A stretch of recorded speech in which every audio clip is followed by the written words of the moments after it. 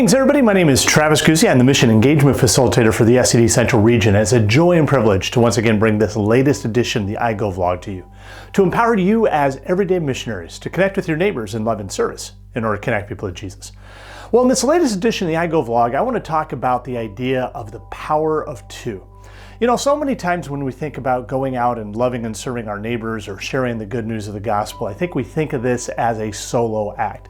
It's kind of like that lone fisherman who's out in the river or on a boat in a lake who's fishing, and yet that's not the vision that Jesus paints. You know, when Jesus calls his disciples to go and be fishers of men, especially as he says that to Peter.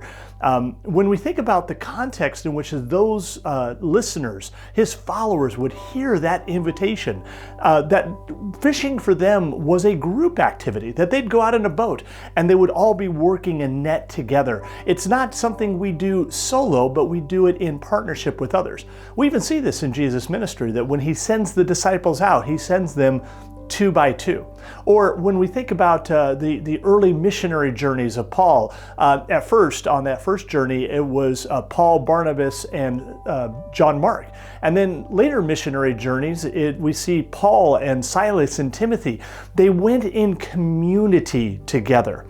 And that's one of the things I think is important for us to remember, is that as we seek to love and serve our neighbors, yeah, there are going to be occasions in which it's just going to be us, or sharing the good news of Jesus with a friend that we've earned that trust and that right to share that good news over a cup of coffee. But many times, I don't think that loving and serving our neighbors, seeking the common good in our communities, has to be something that we just do solo. In fact, I think that there is a better opportunity and more kingdom impact when we do it something together, especially as we're seeking the good of our community at large.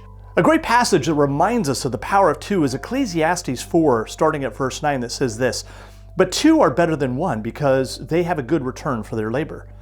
If either of them falls down, one can help the other up, but pity the one who falls and has not another to help him up. Also, if two lie down together, they can keep warm, but how can one keep warm alone? Though one may be overpowered, two can then defend themselves." And then I love how this passage says this. It shifts from this idea of two to this idea of three, in which it says, "A cord of 3 strands is not quickly broken." In this Bible passage, we hear that power of two, that two are better than one. And so as we go out and we think about that, especially in light of the words of Jesus from Matthew 18, we hear this promise: "Wherever 2 or 3 are gathered in my name, there I am in the midst." You see, when we go out together in Jesus' name to love and serve or share the good news of the gospel, when Jesus is in the mix, when we are doing it in his name, it's not addition, it's the power of multiplication, because Jesus multiplies our efforts. He not only works in us, but through us to love and serve those and seek the common good and that common grace, as well as that saving grace that he has come to bring and he has won for all of us. And the other thing that really helps with this idea of the power of two is the idea of complementary partnerships. You see, where one is weak, where one doesn't have the talents and the gifts necessary, when you partner with somebody who is strong in those areas, and vice versa, that's where we're better together than we are by ourselves.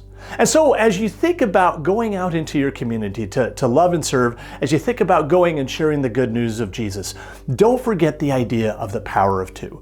Find somebody who you can invite to go with you on that journey. And as you do, seeking the common good, remember that you don't go alone, that when you go in Jesus' name, that he goes with you and he will work through you to bless your efforts. With that, I want to wish you all God's richest blessings. I hope this was a blessing to you today, and we'll catch you next time for our next iGo vlog. Take care, everybody.